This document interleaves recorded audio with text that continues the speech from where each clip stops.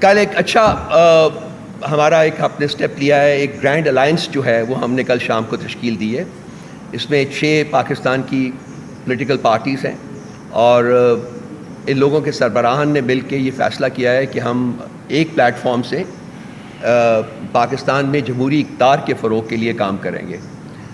تو اس plate form سے ہماری جو پولیٹیکل ایکٹیویٹیز ہے وہ عید کے فوراً بعد شروع ہو جائے گی، اور پہلا جلسہ جو ہے ہم نے پشین بلوچستان میں رکھا ہے 12 تاریخ کو، اور اس سے پہلے ہماری میٹنگ وہاں ہوگی جہاں کہ اس کو زیادہ کمپلیٹلی فارملائز کیا جائے گا اور اس کو آگے بڑھایا جائے گا. تو یہ ایک خوش آئند اقدام ہے، کیونکہ وہ تمام ایسی طاقتیں جو کہ جمہوریت پروردہ ہیں، جو آئین پروردہ ہیں اور جو موریلٹی پہ بلیو کرتی ہیں کہ پالیٹکس میں بھی یہ لیول آف موریلٹی ہوتی ہے، وہ ایک پلیٹ فارم کے اوپر اکٹھا ہونا شروع ہو گئی ہیں. اس میں ہماری کوشش ہے، لیکن اس کے ساتھ ساتھ باقی جماعتوں کے بھی سربراہان کی اور ان کے ورکرز کی بھی بڑی کوشش ہے. اس وقت تو کیس جو ہے وہ کورٹ کے پاس ہے، اور آج پہلے دن جب اس کی ہیئرنگ ہوئی ہے تو ایسا لگ رہا تھا کہ وہ صرف اپنی جسٹیفیکیشن تلاش کر رہے ہیں. اپنی جو میٹنگ انہوں نے کی ہے، جو کہ انتہائی غلط کام تھا، چیف ایگزیکٹو سے ملنا، کیونکہ چیف ایگزیکٹو جو ہے وہ اس میں امپلیکیٹڈ ہے. اس لیٹر میں 4 لوگ اس میں امپلیکیٹڈ ہیں. ایک ہے آپ کی جو ایجنسیز ہیں، انٹیلیجنس ایجنسیز اور ان کے آپریٹرز. نمبر 2 جو ہیں آپ کا ایگزیکٹو ہے، جس کو کہ اس وقت ریپرزینٹ کرتے ہیں جناب شہباز شریف صاحب. اور نمبر 3 جو ہیں آپ کے عامر فاروق صاحب. جوڈیشری جو ہے اس کو ہیڈ کرتے ہیں عامر فاروق صاحب. اور عامر فاروق صاحب کے بارے میں بائی دی وے ہم پہلے بھی بہت دفعہ ان کو لیٹر بھی لکھ چکے ہوئے ہیں کہ وہ اپنے آپ کو اپنے اس کیس سے ریکوز کریں. بس 100 اوقات ہم لیٹر لکھ چکے ہوئے ہیں، آپ نو کانفیڈنس کا اظہار کر چکے ہوئے ہیں. لیکن وہ اتنے ہٹ درم ہیں چیف جسٹس اسلام آباد ہائی کورٹ کے، وہ چونکہ ان کو یہ ٹاسک دیا گیا ہے کہ انہوں نے انصاف پرووائڈ نہیں کرنا، اس لیے وہ اپنے آپ کو اس بینچ سے علیحدہ نہیں کرتے، بلکہ ہر مقدمہ جو ہے اس کے بینچ کے اوپر وہ بیٹھتے ہیں، اور ہمارا مقدمہ اپنے نیچے رکھ کے بیٹھ جاتے ہیں، اٹھنے کا نام بھی نہیں لیتے. تو یہ سارا بڑا کلیئر ہے. دوسری بات، آپ کا جو دوسرا سوال تھا کہ جی ہم ISI وغیرہ کے خلاف جو ہے وہ عدالت میں جائیں گے، تو یہ معاملہ ابھی تک عدالت میں ہے. عدالت کو دیکھتے ہیں پہلے کرتے کیا ہیں، یہ کس طریقے سے اپنے آپ کو بچاتے ہیں، کیونکہ بلنڈرز تو انہوں نے کر دیے ہیں، including chief justice of the supreme court of Pakistan. Blunders تو انہوں نے بہت کر دیے ہیں، انہوں نے معاملے کو خراب کرنے کی پوری کوشش کی ہے. لیکن ہمارے پریشر کی وجہ سے، ہاں بالکل ہم نے پریشر ڈالا ہے، ان کو یہ سننا پڑا ہے. اور آج انہوں نے فل کورٹ کی بھی بات کی ہے. نمبر 1 فل کورٹ ہونی چاہیے. نمبر 2 چیف جسٹس صاحب کو اس کا ممبر نہیں ہونا چاہیے.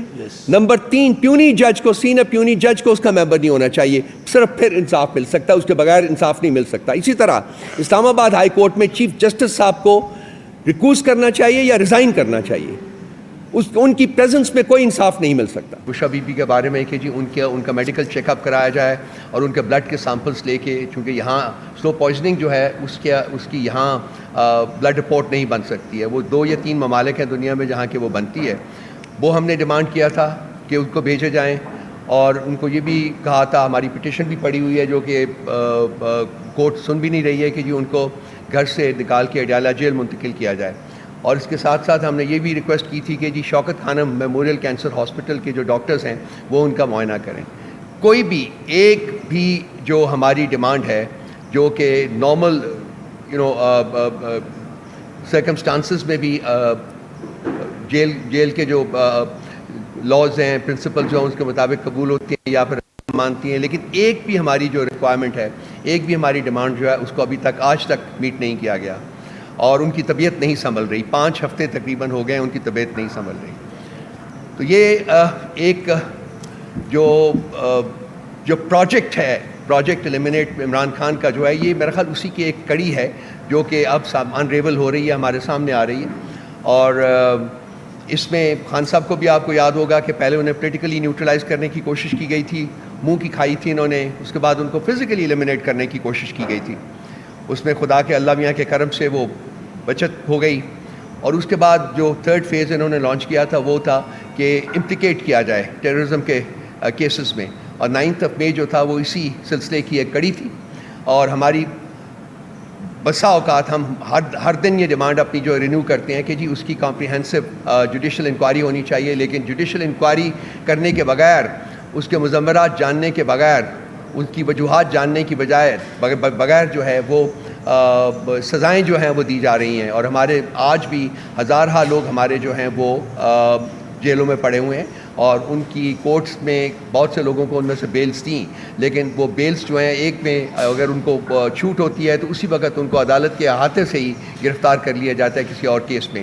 تو یہ جوڈیشل ریکوائرمنٹ نہیں ہے، یہ ایک ایگزیکٹو ریکوائرمنٹ ہے، جو کہ وہ ایک پروجیکٹ جو تھا لنڈن پلان جس کو ہم کہتے ہیں، اس کی امپلیمنٹیشن جو ہے یہ وہ ہو رہی ہے.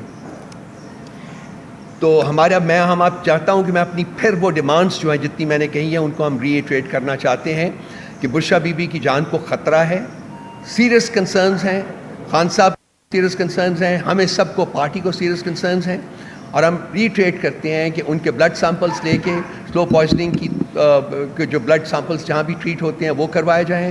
شوکت خانم کے ڈاکٹرز جو ہیں ان کو اجازت دی جائے کہ وہ ان کا معائنہ کر سکیں، ان کو بنی گلا سے منتقل کیا جائے اڈیالہ جیل میں، ان کی پٹیشن لگائی جائے، سنی جائے اور اس کے اوپر فیصلہ صادر کیا جائے، اور ان کو باقی تمام وہ سہولیات جو ہیں وہ فراہم کی جائیں جو کہ ان کا بحیثیت ایک citizen of the country in کا رائٹ ہے. اس کے بعد اگر نہیں ہوتا تو پھر ہم اگلے اقدامات کے اوپر سوچیں گے. اسی کے کانٹیکسٹ میں جو عالیہ حمزہ اور صنم جاوید صاحبہ کو انہیں بیلز ہوئی ان کی، اور ان کو انہوں نے میاں والی جیل میں منتقل کر دیا، ان کو ری اریسٹ کر کے میاں والی جیل میں منتقل کر دیا. پاکستان کی تاریخ میں خواتین کے ساتھ اس قسم کا بہیمانہ سلوک آج تک کبھی نہیں ہوا. یہ جو لوگ اس وقت حکومت کر رہے ہیں ان کو شرم آنی چاہیے کہ یہ اپنے آپ کو ایک جمہوری حکومت کہتے ہیں. They are worse than the worst autocracy. ان میں انسانیت نام کی کوئی چیز موجود ہی نہیں ہے. ان کو شرم نہیں آتی مگر کہ یہ عورتوں کے ساتھ کیا سلوک انہوں نے روا رکھا ہوا ہے. آپ لوگوں کے سامنے بھی ہے. میں نہیں دیکھتا کہ میڈیا کے اوپر اس قسم کی پروجیکشنز ہو رہی ہیں، اس قسم کے کیسز کے بارے میں لکھا جا رہا ہے. شام کو میں بھی ٹی وی کے اوپر بیٹھتا ہوں تو وہی جو گھسے پٹے سبجیکٹس ہیں وہی لے کے بیٹھ جاتے ہیں. کوئی یہ نہیں سوچ رہا کہ ہو کیا رہا ہے اس ملک میں، کیا کیا جا رہا ہے ملک کی عوام کے ساتھ.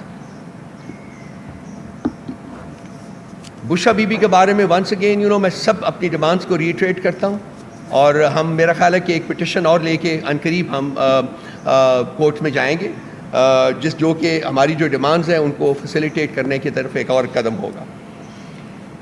اس کے علاوہ جو ججز کا جو اسلام آباد ہائی کورٹ کے 6 جج صاحبان نے جو لیٹر لکھا ہے وہ آج اس کے اوپر پہلی ہیئرنگ ہوئی ہے، اور میں نے کچھ وقت میرے پاس تھا، میں نے بیٹھ کے دیکھا ہے، تو وہ اس تمام میں تقریباً کوئی 1.25 گھنٹہ میں نے دیکھا ہے. 1.25 گھنٹے میں صرف ایک بات کھل کے سامنے آئی ہے کہ چیف جسٹس صاحب صرف اور صرف اپنی جسٹیفیکیشن تلاش کر رہے ہیں، rather than کہ کیس کے بارے میں بات کریں، rather than ان ججز کے لیٹر کے کانٹینٹ کے بارے میں بات کریں. وہ اپنا جو کیس ہے اپنی جسٹیفیکیشن وہ تلاش کر رہے ہیں. اور وہ جسٹیفیکیشن ان کو کیوں تلاش کرنی پڑ رہی ہے؟ وہ جسٹیفیکیشن اس لیے تلاش کرنی پڑ رہی ہے کہ کیونکہ سپریم کورٹ کے لیول کے اوپر کوشش کی گئی تھی کہ اس معاملے کو بس رگ کے نیچے ڈال کے بھول جائیں. چیف جسٹس کا کیا کام تھا کہ وہ ایگزیکٹو کو ملے؟ ایگزیکٹو جو کہ اس میں امپلیکیٹڈ ہے، لیٹر میں جو چیف اسلام آباد ہائی کورٹ کے ججز کے لیٹر ہیں اس میں ایگزیکٹو امپلیکیٹڈ ہے، نام لیا گیا ایگزیکٹو کا. تو ایگزیکٹو کو کنسلٹ کرنے کا کیا لاجک تھا؟ میرا سوال ہے چیف جسٹس صاحب سے کہ بتائیے کہ ایگزیکٹو کو کنسلٹ کرنے کا کیا لاجک تھا، جبکہ لیٹر جو تھا وہ سپریم جوڈیشل کونسل کو ایڈریس کیا گیا تھا. سپریم جوڈیشل کونسل کا کام تھا کہ وہ اس معاملے کو آگے بڑھاتا، اور چیف جسٹس صاحب نے کوشش کی کہ یہ معاملہ جو ہے ایگزیکٹو کے ہاتھ میں دے دیں. آج وہ یہ تعویلیں تلاش کر رہے تھے کہ کیوں ہمیں پرائم منسٹر صاحب سے بات کرنی پڑی. ہماری اپریزل یہ ہے کہ پرائم منسٹر صاحب سے بات تو کرنی ہی نہیں چاہیے تھی، کیونکہ پرائم منسٹر صاحب سے بات کر کے آپ نے کیس کو آلریڈی کانٹروورشل کر دیا ہے، آپ نے اپنے کانڈکٹ کو کانٹروورشل کر دیا. تو یہ معاملہ جو آگے بڑھے گا آپ دیکھیں گے کہ اس پہ کیا ہوتا ہے.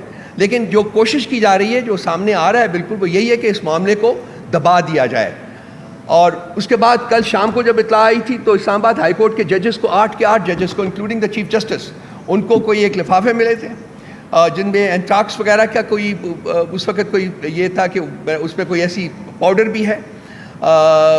آج پتہ چلا ہے کہ سپریم کورٹ کے 3 ججز کو اور 4 ججز لاہور ہائی کورٹ کو ان کو بھی ایسے لفافے ملے ہیں. تو اس وقت حکومت کا سارا جو کام ہے وہ ایک ریشما کی تلاش ہے. وہ ریشما کی تلاش کر رہے ہیں اور حکومت کو ریشما نہیں مل رہی جس نے یہ لفافے انڈرسٹینڈبلی بھیجے ہیں، کیونکہ ریشما ان کی اپنی کسی سیف جگہ بیٹھی ہوگی یہ سارا جو کیا دھرا ہے وہ میرا خیال ہے کہ حکومت کا اپنا کیا دھرا ہے. یہ اس وقت چاہ رہے ہیں کہ جی سپریم کورٹ کو بھی انڈر پریشر کریں, باقی ہارڈ کورٹس کو بھی انڈر پریشر کریں, تاکہ جو یہ گند کر رہے ہیں سارے ملک میں, جس طریقے سے انہوں نے ملک کو ایک تباہی کے دھانے کے اوپر کھڑا کر دیا ہے, اس کی بات کوئی نہ کرے. جہاں تک جوڈیشری کا سوال ہے بھائی, تو ہمیں آج میں بیٹھا دیکھ رہا تھا, کچھ ان کے صاحبان بیٹھے ہوئے تقریریں فرما رہے تھے اور الزام پی ٹی آئی کے اوپر لگا رہے تھے, ہماری سوشل میڈیا ٹیم کے اوپر لگا رہے تھے. تو بھائی ہم تو گلٹی نہیں ہیں سپریم کورٹ کے اوپر اٹیک کرنے کا, وہ تو پاکستان مسلم لیگ نواز کے گنڈوں نے کی تھی.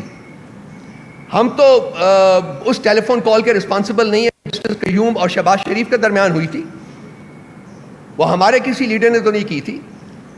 ہمارے باریش بزرگ جو تھے, بڑے لوگ جو تھے, وہ پیسوں کا بیگ لے کے جہاز میں نہیں چڑھے تھے بلوچستان کی ہائی کورٹ کو خریدنے کے لیے, اور جو خریدا گیا تھا ان کے گرینڈ سن جو ہے آپ بیٹھ کے یہاں بڑے باس دیتے ہیں, لیکچر دیتے ہیں. تو یہ ہم گلٹی نہیں ہیں. ان کو چاہیے کہ شیشے میں اپنی شکل دیکھیں, بڑی بدنما شکل ہے ان لوگوں کی. ان کا ریکارڈ جو ہے پاکستان کی گورننس میں, وہ اگر ان کو ذرا سی بھی ان کے اندر ضمیر نام کی کوئی چیز زندہ ہو تو ان کو شرم آنی چاہیے اپنا چہرہ دیکھ کے. I'm sorry I'm using some strong words, but I think it's time that we use these strong words because ان کو otherwise سمجھ نہیں آ رہی ہے بالکل. اور ججز کے اوپر جو پریشر ہے اس کا ایک اور کل ہمیں ثبوت ملا ہے کہ خان صاحب نے میڈیا سے, آپ لوگوں سے بات کرتے ہوئے اڈالہ جیل میں انہوں نے کہا ہے کہ جو جج جو ہے میرے کیسز سنتا ہے اور مجھے کنوکٹ کرتا ہے, وہ مجھے اپنی ہیلپ لیسنس کے میسیجز بھیجتا ہے. یہ خان صاحب نے فرمایا کل, ہیلپ لیس ہیں کہ ہم ہیلپ لیس ہیں. تو وہ کن لوگوں کے آگے ہیلپ لیس ہیں؟ جج صاحبان کو یہ بھی بتانا چاہیے کہ کون وہ لوگ ہیں جو ان کے اوپر پریشر ڈالتے ہیں, جن کے سامنے وہ کھڑے نہیں ہو سکتے. کیا یہ ملک کسی نے ہائی جیک کیا ہوا ہے اس وقت؟ کون سی وہ طاقتیں ہیں جو اس ملک کو ہائی جیک کر کے بیٹھی ہوئی ہیں؟ کیوں یہاں آئین لاگو نہیں ہے؟ کیوں یہاں قانون لاگو نہیں ہے؟ کیوں یہاں کی موریلٹی دفن کر دی گئی ہے؟